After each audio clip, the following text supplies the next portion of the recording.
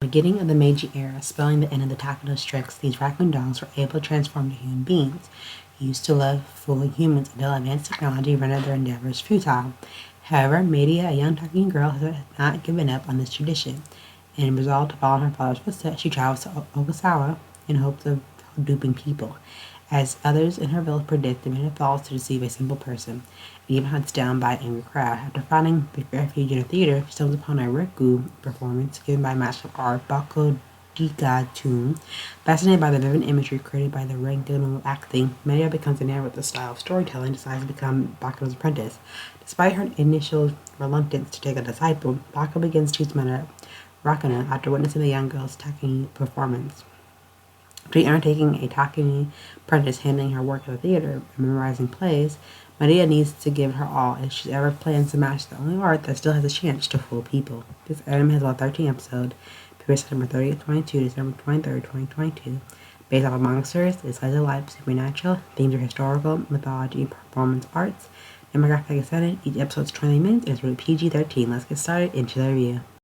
What I really like about My Master That Has No Tail is that, we follow the young girl who we see here, who's trying to follow in her father's footsteps of tricking people, which it doesn't always go according to plan.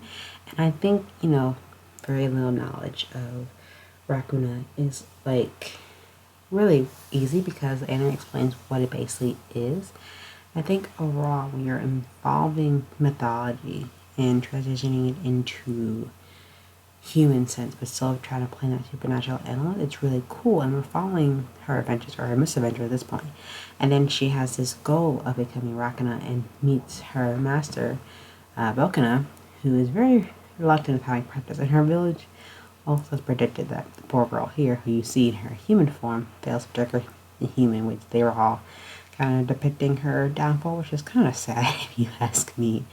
But we don't see her giving up. She still tries to follow the tradition of her father and go to Asakusa and try to trick a human, but only being met with a very angry crowd until she stumbles upon the theater where Rakugan is being performed, and there she meets her future master to teach her the art and performance of Rakugan. Now she has a very mysterious air about herself as well, and we don't know much about her, which is a good thing because I don't want to, introducing us a character and just telling us all about her. But I think it was nice watching her grow, the master herself, and her taking it on her apprentice and Rakugan. And I feel like, with the anime explaining what type of art this is and how it is passed on between teacher and apprentice, I thought was really interesting. Which I found a lot of integration between the supernatural world of Japanese mythology and the human world, and how everything's always changing. Society never stays the same. It's always changing, always evolving, always adapting.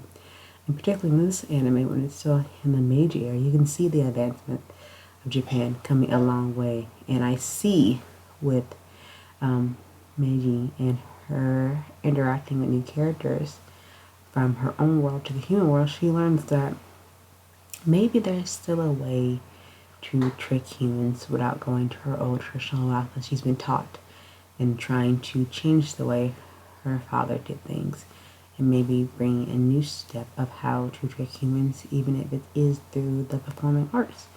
And I would say that that is a new approach. And finally, my final thoughts on this anime for My Master Has No Tail is that it's really intriguing to see, how different approaches when it comes to incorporating different supernatural aspects, when it comes to introducing different types of Japanese art and folklore and different mythology creatures that we normally don't see in every day. But it's also intriguing to see how they incorporate into different worlds of our own. But definitely check out My Master Has No Tail, and let me know what you think down below, and comment what anime I should review next. And don't forget to hit the like button, subscribe, and comment down below what anime I should review next. And I'll see you next time for another anime review. Until then, bye!